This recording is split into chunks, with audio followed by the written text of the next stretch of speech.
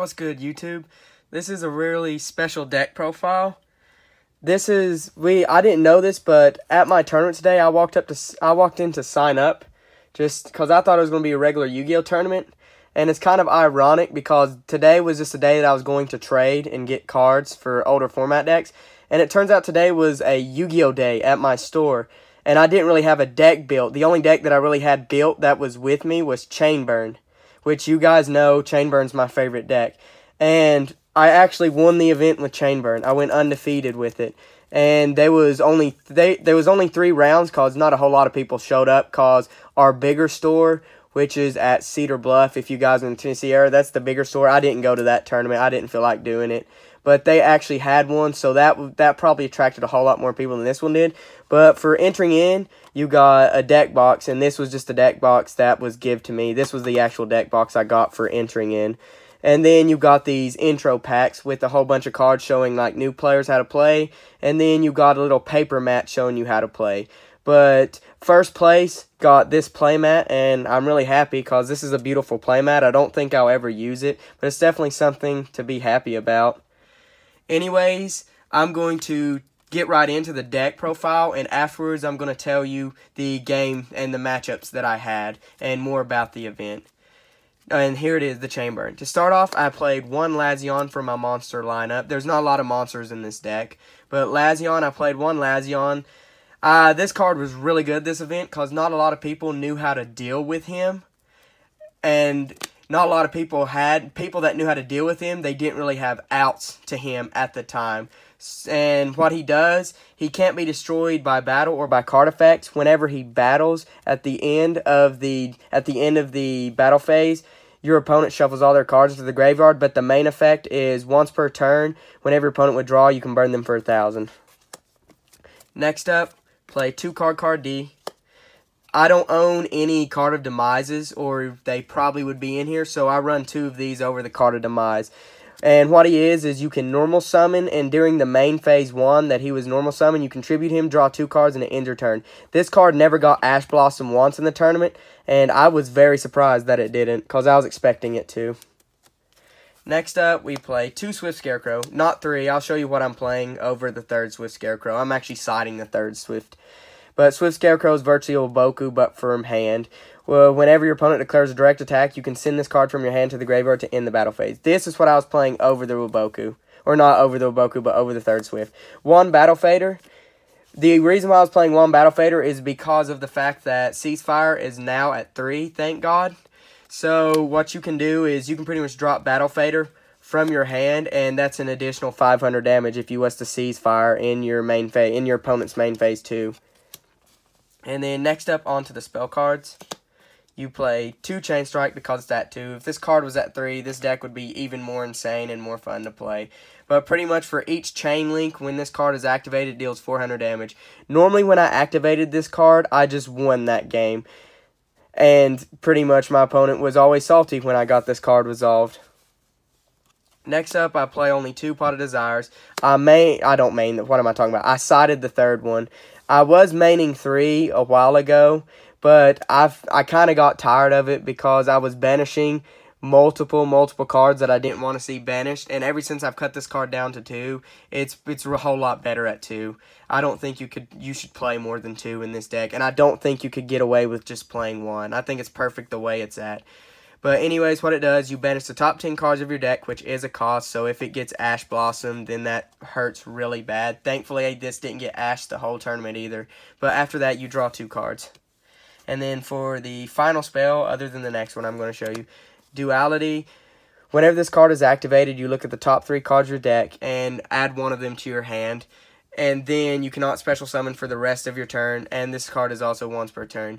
This was really good for the tournament too, and it was really busted. I actually opened up this a lot. My opening hands, at least like 4 times today, I opened up with my opening hands with Desire and Duality, and it's so strong when you open that up. And if nobody ashes them, it's even stronger because your hand's going to go from like, once you set all your cards and you activate these, I mean, that's instantly 3 cards you're getting into your hand. And then next up, my final spell card, 1 Day of Peace. This is a tech card of mine. I run this card in a lot of gimmicky decks like this. mainly for the fact that neither player takes any damage until the end of your opponent's turn, and then both players draw one card. I normally activated this whenever I had no cards set to begin with, or I activated this when I know my opponent had cards in their hand to push for game. Now on to the trap cards.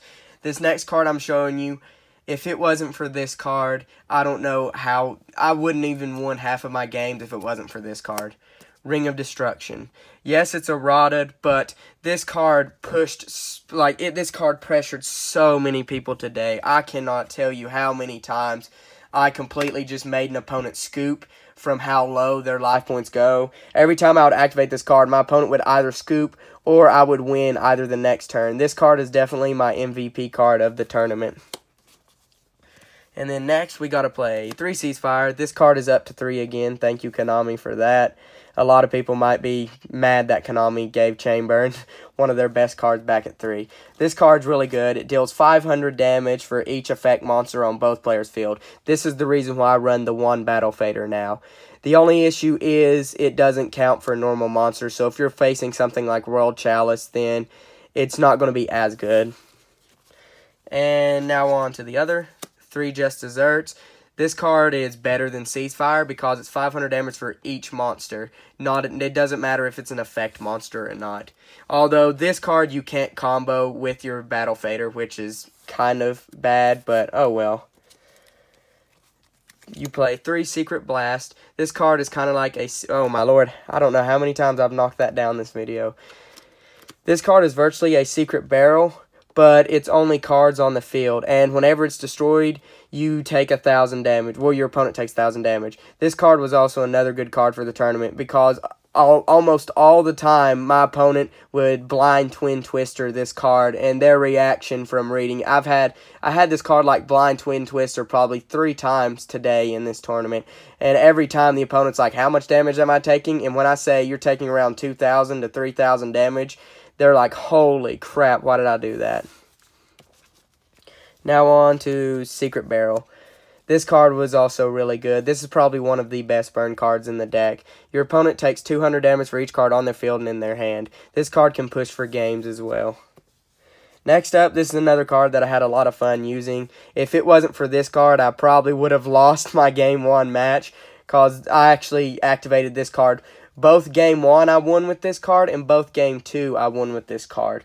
So I definitely thank God that we have this card in the TCG. Although we've had this card ever since Cyberkinetic Revolution. But yeah, definitely play 3 DWA. It's the reason I think this is better than Magic Cylinder, and the reason why is because it doesn't target the opponent's monster. And then next up we have 1 Magic Cylinder. It's virtually a dumbed down version of DWA. And then a little tech choice of mine, a Blazing Mirror Force. Pretty much, it's a Mirror Force that burns damage for half of the attack of all the monsters destroyed. That's the best way of putting it. This card was alright. I mean, it didn't really do anything insane in the tournament, but it definitely helped me in that Game 1 matchup. Next up, Free Will Boku. Self-explanatory, no battle damage. We all should know what this card does, even if you're a beginner. 1 Threatening Roar.